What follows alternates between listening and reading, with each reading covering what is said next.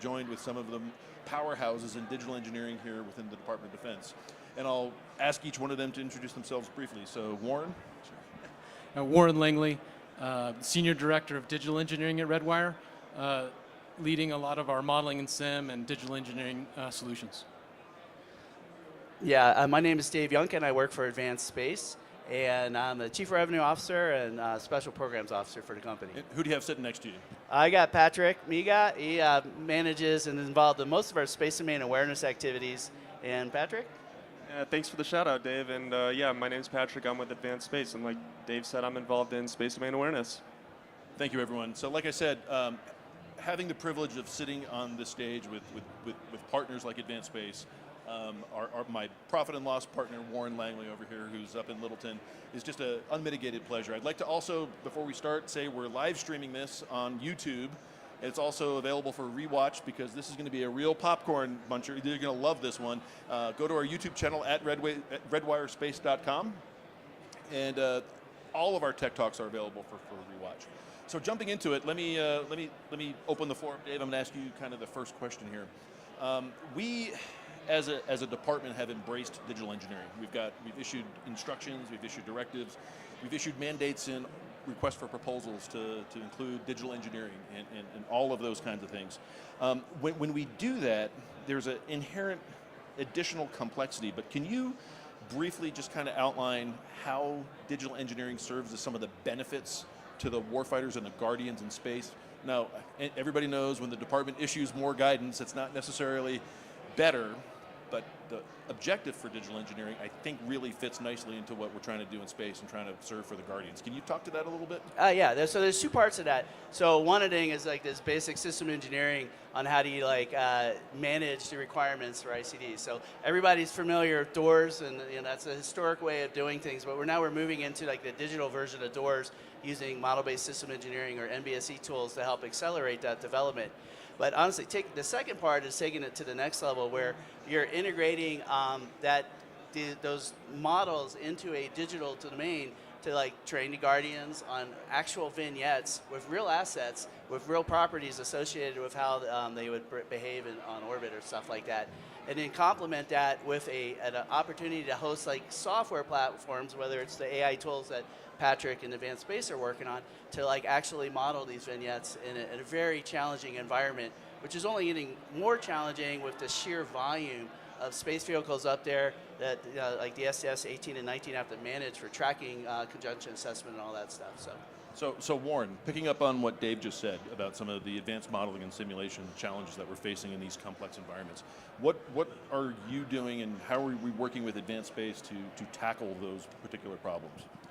Well, yeah, I think we're seeing these systems growing in complexity and scale, and our digital solutions have to mirror that, and they need to be full life cycle. So from concept to operations, having an environment that evolves with those systems and can deploy to any environment, so virtualizing it and being able to deploy it widely and at the scale needed for those systems. So Patrick, over to you. So you're not of my generation, I'll just say that politely, right?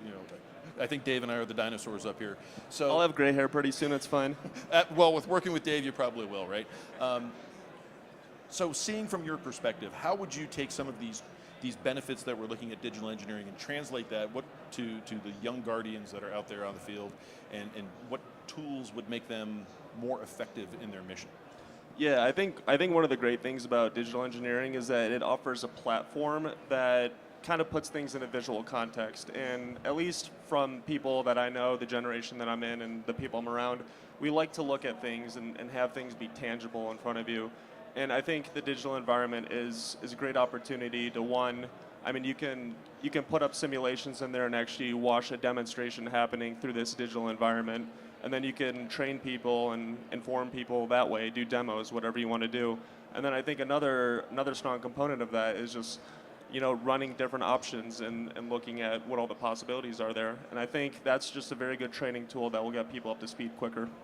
So I'm going to kind of tag both Warren and Dave on this. Patrick brought up a visualization aspect. When we were growing up and we were working on things, everything was document-based systems engineering. It was 64-bit kind of graphics kind of thing.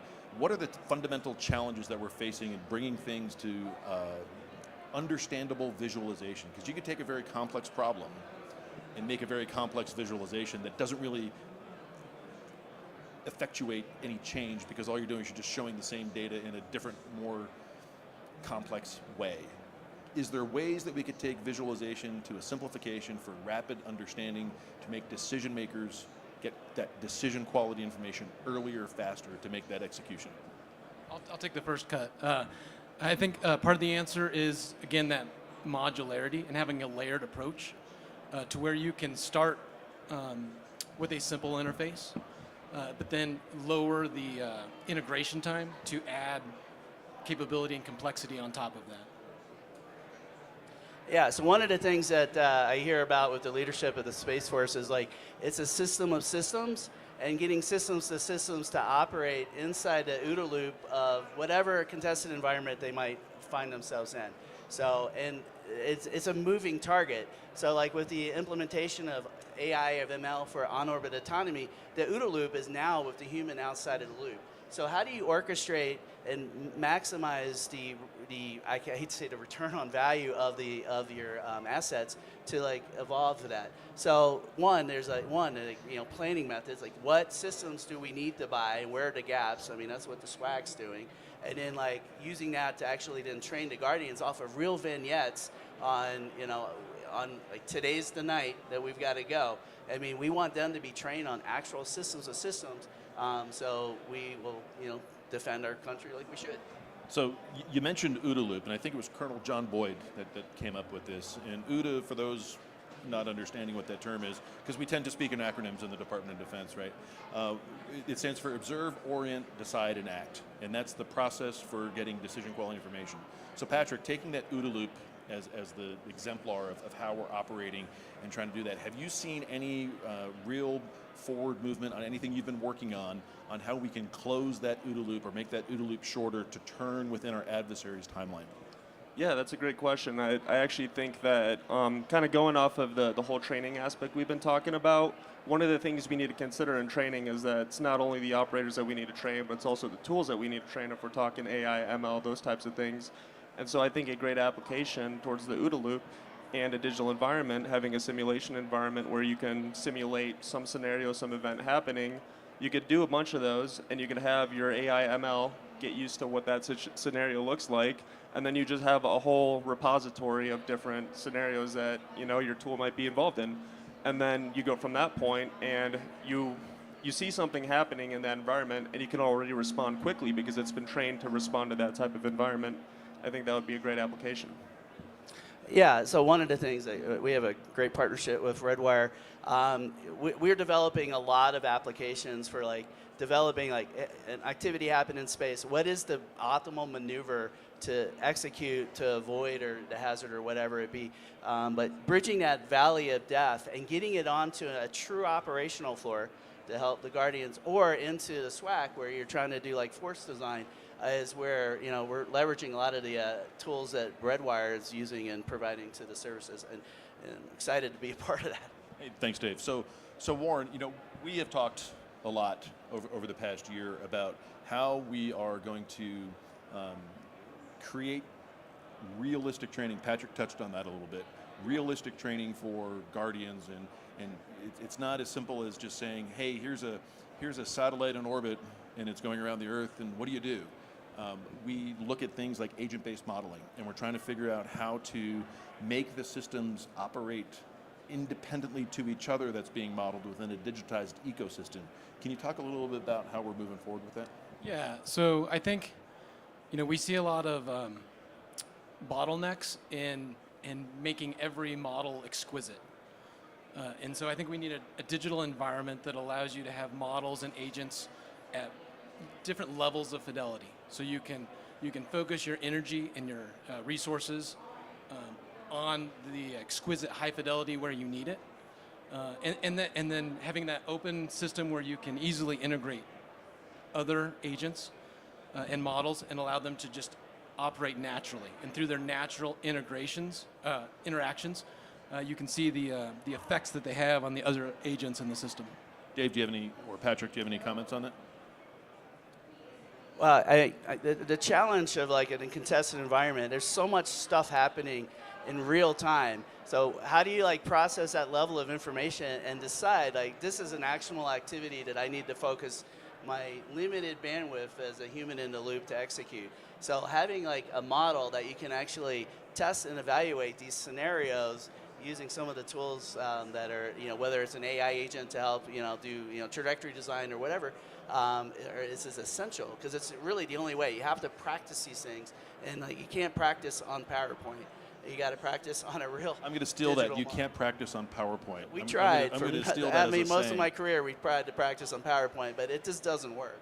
Yeah, I think to tie some of these concepts together, we look at modeling at scale with large numbers of agents, and having an environment where we have access to all of that data is fairly a new concept. And I think it really gives us the opportunity to really tie into those AI, ML applications. So I was going to mention, one of the things about digital engineering is it means a lot of things to a lot of people. I say digital engineering, and if you tell 10 people, describe to me digital engineering, you'll probably get 10 different answers. But one of the things I've seen as common threads, if you will, or commonalities between all the answers is, digital engineering comprises models, to be sure. There's artifacts, there's threads, there's twins, there's environments that we have to be establishing. And if you talk about that, that's a lot of work to build those things. Is it really that much work to cross that line to be effective in digital engineering, or is it a accelerated thing that it's a lot of work when you start, but it then ramps up and return on investment rapidly? Patrick, have you experienced anything along those lines, or Dave, or Warren? This is going to flip the question a little bit. Your question was, what's kind of the effort that is needed to get there? I'm going to think about, is it worth it, right? And I think it's kind of important to talk about, yes, it is worth it, because I think digital engineering will enable a future and where a lot less things are breaking or a lot of things are lost in communication because you aren't on the same page. So for example, something I had worked on in the past that I don't actually know where this is today, but it's something I'd really like to see, and I'll explain it in a second. But there was an integration between an MBSE model and kind of a documentation thing. And I said earlier I like the visualizations, that type of stuff, but at the end of the day, the documentation is still important. But if you can tie everything together where you update something in one and it propagates through all the other documents, then you're no longer going to lose stuff. And that's the type of thing that it's necessary. We need to get to a point where you're not just developing something and it lives here and someone else miscommunicates it because they didn't see the document elsewhere. You need to combine everything and have that whole ecosystem built together.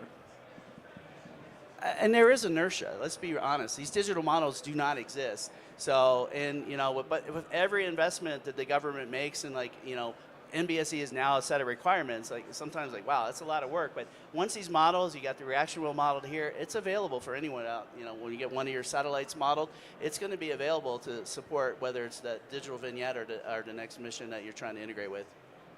Yeah, and I'd add, we need our solutions to mimic what we've been doing in software in the industry for a long time with continuous integration and continuous delivery. So we don't have to bite off all of that complexity up front, but continually adapt. In that incremental approach, is there, for lack of a better term, a point of no return where the ball just really picks up speed and it becomes, you see the return on investment on digital engineering, and do you think that's, on a time horizon, are we getting there in the next 6 months, 18 months, or is this a journey that kind of is, the journey is the actual route that we're going to take, and we never really get there? We never really arrive at pure digital engineering? Do you think we actually get there at some point in the future here shortly? I'll just speak real quickly. So the greatest joy when you have a new program is having a suite of digital models that are already done. I mean, you can pick those up and half of my ICD is written, proven, and actually been executed. So I know all the weird anomalies on what things work and all the unhidden fun things that are not in data sheets captured digitally. So all those headaches that, are risk and cost and schedule are captured there. And as this amount of inertia goes, the return's going to be absolutely exceptional. I think Patrick, you had something? Maybe just a little bit to add on there. I mean, you asked when is this going to happen? When are we at that point of no return? And I think it probably is going to take a little bit of time. I mean, some people are probably hesitant to change, and then it's going to get to a point where the people that have been working with this type of stuff for a while are going to be the majority of the industry, and at that point, that's probably the point of no return. Maybe it'll happen sooner, but at worst, that's probably the way that I see it. So I'm going to take kind of these two responses and ask Warren this question. So Dave brought up the interesting point that sometimes when you're starting a program, that's the best. So programs going forward will have embedded digital engineering. The legacy programs are the ones that we have the challenge with, right? Because I still have to find, are all the documents updated or am I looking at a document that's on version 12, but the real version's 19, and you found something and now you're operating off of old data.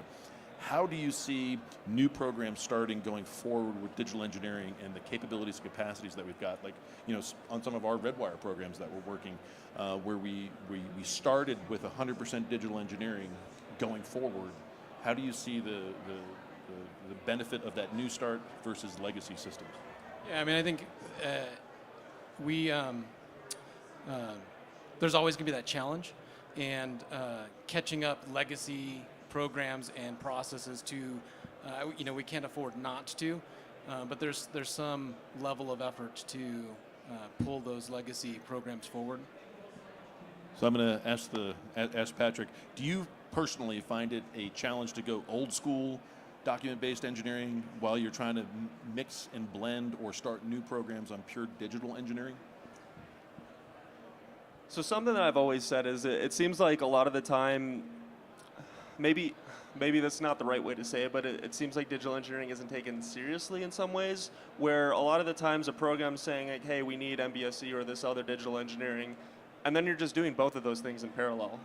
And yeah, maybe to an extent we need to do that to get everyone up to speed to how that looks. And again, back to what I was saying earlier, it's going to take time to get there. But for now, that's kind of what it looks like. And I think at some point, the people that have been doing that for a while will be used to it, and they can just run with that and not do the old school way. But I think right now there probably has to be a balance while that bridge is being crossed. So I'm interested from all of your perspectives here. Part of the challenge, when we talk about space, still a large portion of people who think in the traditional orbital regimes. LEO, MEO, GEO, maybe a HEO thrown in there if you're kind of feeling a little exotic. But some of the real hard problems is XGO, cislunar kind of operations, where we're operating in those N-body problems, 3-body problems, and whatnot. So, I don't want to do the math on a piece of paper to do N-body problem orbital mechanics. How do you see digital engineering really advancing some of those cislunar or XGO problems? Is it possible? Is it effective? Is it accurate? Patrick, you look like you might have a good answer to that. Yeah, Dave's looking at me because I probably spend most of my time thinking about this.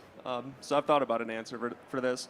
I would say that, so something that I've heard a couple times is how do we take a new operator, somebody who doesn't really know astrodynamics well, and how do we get them to operate effectively in this environment, especially when it comes to a challenging environment like cislunar.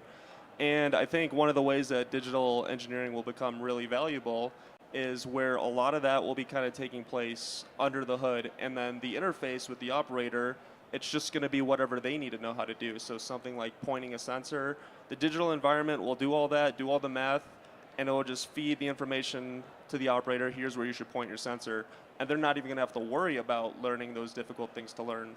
So I think that's probably going to be the best area where that could be helpful to the operator.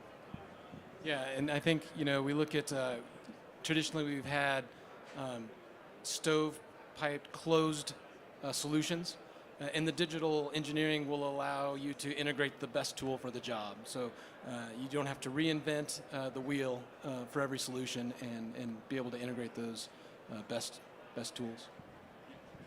We have one real-world example. So Capstone's a satellite that's currently at the NRHO orbiting around the moon. And the first time that we did a mission design, because you're absolutely right, Jeff, the 3-body orbit maneuver design, it took like about 6 weeks to come up with it.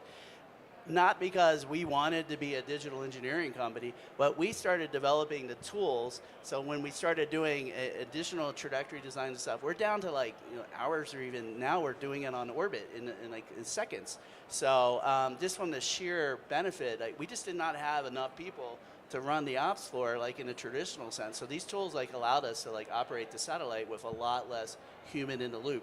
And yeah.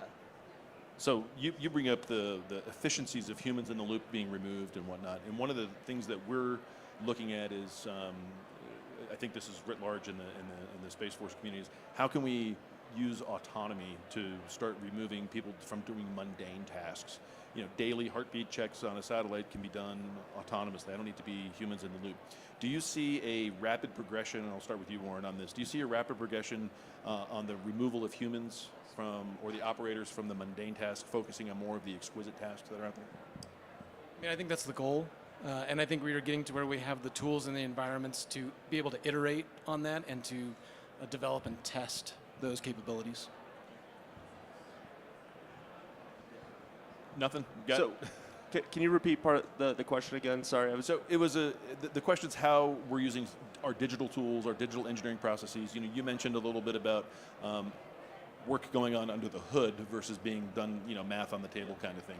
And when it gets done under the hood, I call it the mundane tasks, the routine tasks, can start to be relieved from humans, and it can now start being used either automated or using autonomy to make decisions on certain parameters. How fast and how quickly do you see that actually being able to reassign humans from the routine, mundane, to the more exquisite, more nuanced types of operations where we need the focus? Yeah. So that's actually something that we've been developing at Advanced Space, and you know, as more things get launched into orbit, there's going to be a lot more things flying around, a lot more potential collisions, and then, I mean, you would guess that the amount of potential collisions grows exponentially, and then that would mean you need exponentially the amount of operators. That's just unsustainable. So one of the things that we're looking at doing is taking a look at what all those potential collision events might look like, and then finding those patterns, you know, leveraging AI, ML, those types of things, and we're pulling that together to be able to screen for the events that are just the most necessary ones to have an operator pay attention to. But all the mundane ones that, you know, right now it says you're probably gonna have a collision, but 2 days later it's not gonna say that anymore. We're taking those out of the operator loop. They no longer have to worry about those. And so it's gonna be developing tools like that where more of that happens, and you don't need the operators to be involved exponentially like the amount of events that are happening. Awesome. Okay, well, I'm going to wrap this up. I want to say thank you to our Advanced Space friends. Warren, thank you for coming down from Littleton. I appreciate it. It is an extreme honor to have our teammates here on stage being able to discuss this, and I just want to thank you personally on behalf of Redwire for coming up. And Warren, thanks for coming up and tolerating me more than you probably should have. But I appreciate everyone's time, and thank you very much. Hope everyone has a great day. Yeah, thank you, Redwire. Appreciate it.